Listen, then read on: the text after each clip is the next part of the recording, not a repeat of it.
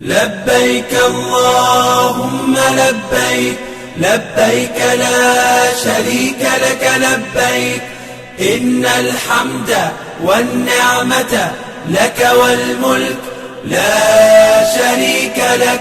پیارے دوستو السلام علیکم ورحمۃ اللہ وبرکاتہ. میں آپ کا میزبان علی عادل خان آپ کی خدمت میں حج اسپیشل پروگرام کی اگلی قسط لے کر حاضر ہوں اور آپ دیکھ رہے ہیں راہ سکون چینل.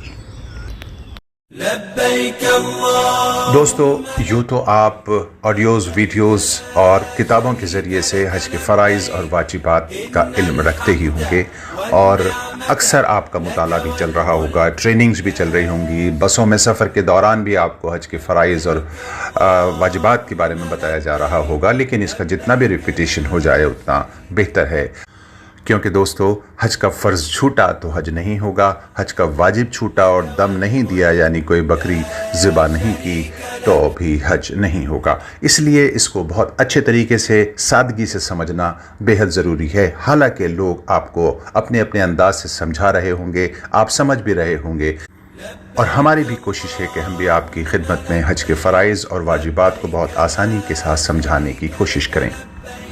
دوستو جیسا کہ آپ جانتے ہیں کہ آج 2 ذی الحجہ ہے، اور آج سے ٹھیک 5 دن کے بعد ہم تمام حجاج کرام مینا کے کیمپوں میں اکٹھا ہو جائیں گے. وہاں رہ کر ظہر، عصر، مغرب، عشاء اپنے ہی کیمپوں میں جماعت کے ساتھ نماز پڑھیں گے، اور اس کے بعد اگلے دن یعنی 9 ذی الحجہ کی صبح فجر پڑھنے کے بعد حجاج کرام عرفات کے لیے رواں دوا ہو جائیں گے. یاد رہے دوستو، مینا کے کیمپوں میں آنے سے پہلے ہم نے اپنے ہوٹلز میں اور اپنے کمروں اور رہائش کے اوپر ہی حج کا احرام باندھ لیا تھا نیت اور تلبیہ کے ساتھ. تو یہ ہمارا پہلا فرض ہو گیا تھا. دوستو ہم آپ کو حج کے فرائض اور واجبات کو ترتیب کے ساتھ بتا رہے ہیں. جیسے جیسے آپ آگے بڑھ رہے ہیں انہی میں آپ کو فرائض اور واجبات کا تسلسل ہم قائم رکھیں گے. اب حجاج کرام 8 تاریخ کے مینا کیمپوں میں قیام کرنے کے بعد 9 ذی الحجہ کی صبح کو فجر کی نماز سے فارغ ہو کر عرفات کے میدان کی طرف رواں دواں ہوں گے، اور 9 ذی الحجہ کی مغرب تک یعنی غروب آفتاب تک وہاں قیام کریں گے، اللہ سے دعائیں کریں گے، اور وہاں ظہر اور عصر ایک ساتھ ادا کی جائے گی، یعنی ایک ہی اقامت سے ادا کی جائے گی. دوستو یہ وقوف عرفہ حج کے فرائض میں سے دوسرا اور بڑا اہم فریضہ ہے. یہاں ہمارا دوسرا فرض پورا ہو گیا. اب ہم 9 ذی الحجہ کی مغرب کی اذان کا وقت ہونے کے بعد روانہ ہوں گے مزدلفہ کے لیے. مزدلفہ میں 9 اور 10 ذی الحجہ کی درمیانی رات میں ہمارا قیام ہوگا، اور یہ پہلا واجب ہوگا حج کا. اب مزدلفہ کے میدان سے ہم فجر کی نماز پڑھ کر 20 منٹ انتظار کریں گے سورج کے نکلنے کا، اور سورج کے طلوع ہونے کے بعد وہاں سے روانہ ہوں گے جمرات کی طرف. جمرات یعنی وہ 3 پلرز ہیں جن کو شیطان کا سانکیتک سمجھا جاتا ہے یا شیطان کہا جاتا ہے. شیطان کو کنکری مارنے آپ کو یا چل پڑے ہیں. اس میں ایک بڑا جو پلر ہوگا 10 ذی الحجہ کو بڑے شیطان کو یا بڑے والے پلر کو آپ کنکریاں ماریں گے 7. یہ آپ کا دوسرا واجب پورا ہو گیا. اس کے بعد 10، 11، 12 ذی الحجہ میں سے کسی بھی ایک دن آپ کو بیت اللہ پہنچ کر طواف زیارت کرنا ہوگا. یہ حج کا تیسرا اہم فریضہ ہوگا، اور یہاں آپ کے 3 فرائض پورے ہو جائیں گے. اور دوستو حج میں 3 ہی فرض ہوتے ہیں.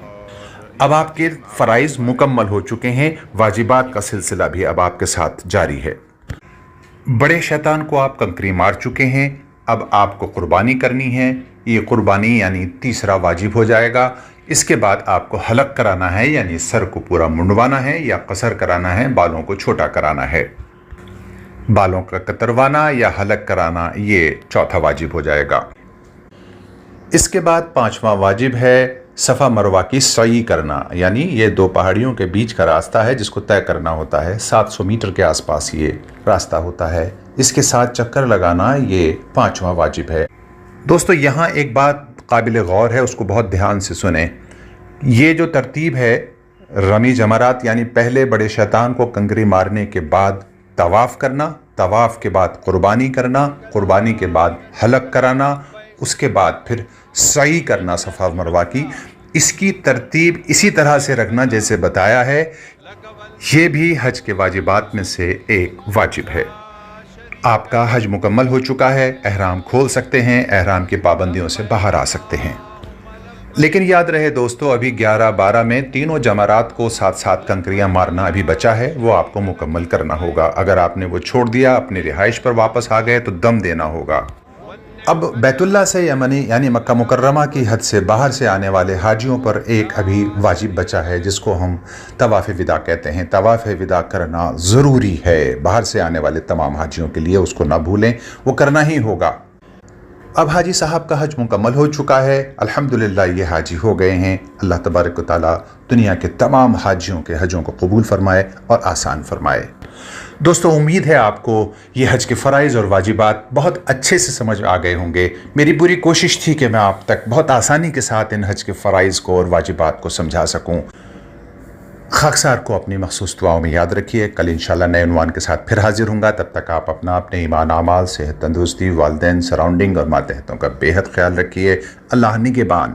لبيك اللهم لبيك لبيك لا شريك لك لبيك إن الحمد والنعمة لك والملك لا شريك